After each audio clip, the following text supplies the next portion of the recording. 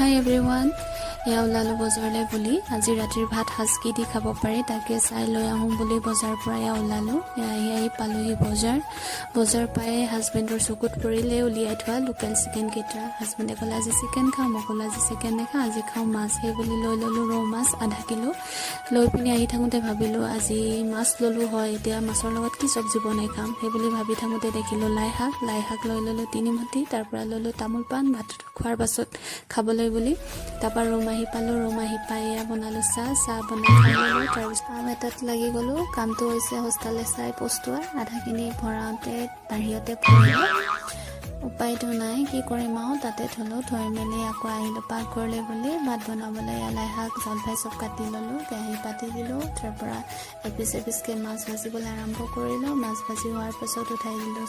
চব্জি হৈ গ'ল বনাই এফালে উঠাই দিলোঁ ভাত দুয়োটা হৈ গ'ল হৈ যোৱাৰ পাছতে খাবলৈ